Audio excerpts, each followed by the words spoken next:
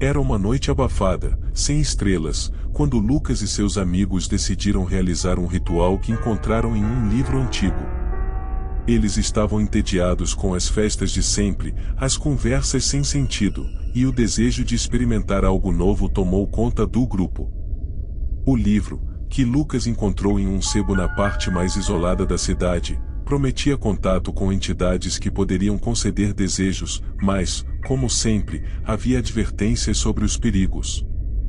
Ignorando as advertências e movidos pelo desejo de adrenalina, eles se reuniram na casa de Rafael, um dos amigos de Lucas, que ficava em uma parte mais afastada da cidade, perto de um campo aberto. A casa tinha um porão úmido e empoeirado, o cenário perfeito para o que planejavam. O ritual em si parecia simples: traçar círculos no chão, acender velas em pontos específicos e recitar palavras que ninguém compreendia. Se isso funcionar, seremos lendas, disse Lucas, com uma risada nervosa. Claramente, ninguém levava aquilo a sério, e até que as coisas começaram a acontecer. As primeiras palavras do ritual foram pronunciadas com uma certa hesitação, como se uma parte dele soubesse que algo estava errado. Rafael, o mais cético do grupo, ria e provocava cada sílaba, mas logo todos perceberam uma mudança no ar. As velas, até então estáveis, começaram a vacilar, as sombras nas paredes pareciam se mover de forma independente, como se ganhassem vida própria.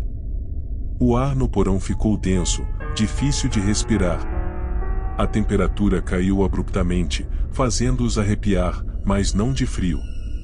Isso é normal? Perguntou Júlia, a mais quieta e sempre desconfiada do grupo. Ninguém respondeu. As palavras no livro, antes indecifráveis, começaram a ressoar em suas mentes como ecos de algo muito antigo e poderoso, algo que eles jamais deveriam ter perturbado. E então, veio o primeiro som. Um estalo, alto e seco, como madeira rachando, vindo do fundo do porão.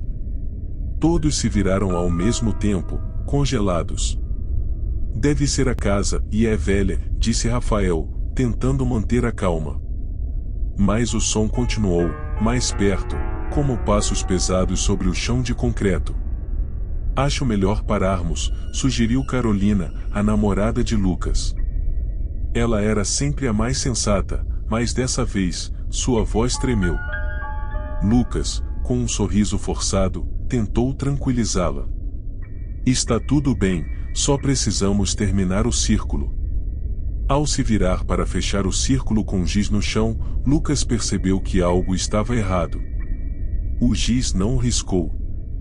Ele tentou mais forte, mas era como se o chão estivesse selado. O que diabos?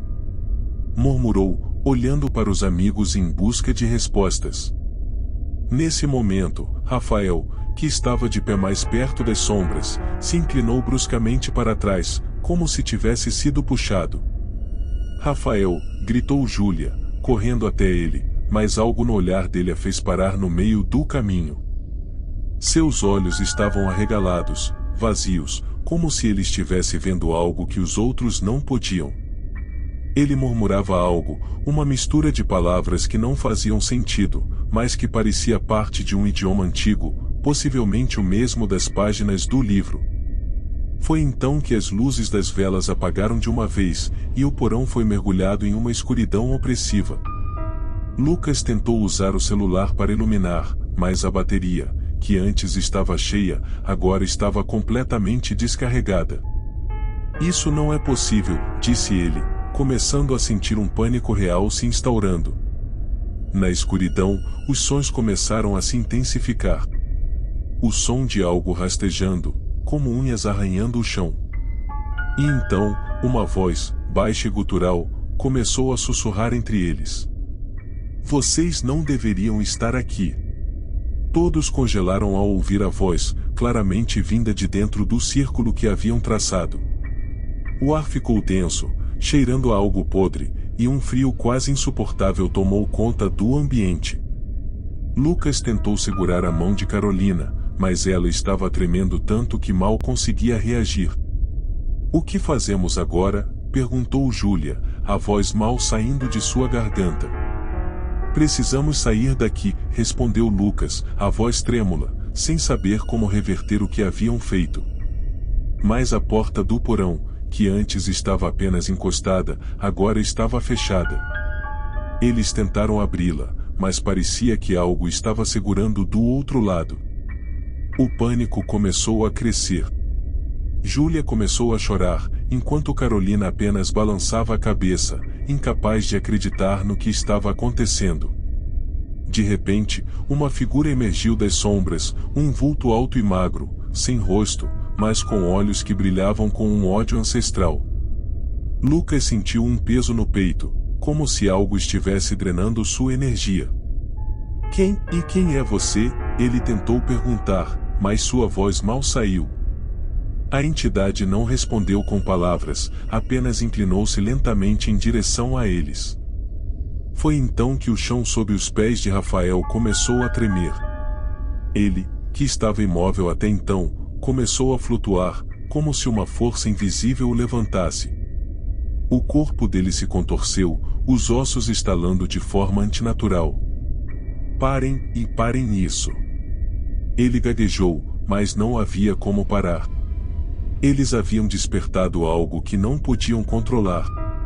O círculo que eles haviam traçado no início começou a brilhar com uma luz pálida, como uma queimadura no chão.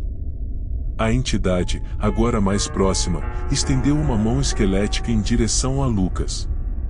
Ele sentiu uma pressão esmagadora em sua mente, como se algo estivesse tentando entrar em seus pensamentos, em sua alma. Foi Carolina quem finalmente quebrou o transe. Ela agarrou Lucas pelo braço e o puxou com força. Temos que sair, agora, ela gritou, e o desespero em sua voz finalmente despertou os outros. Eles correram para a porta, batendo, chutando, até que, com um estalo alto, ela se abriu.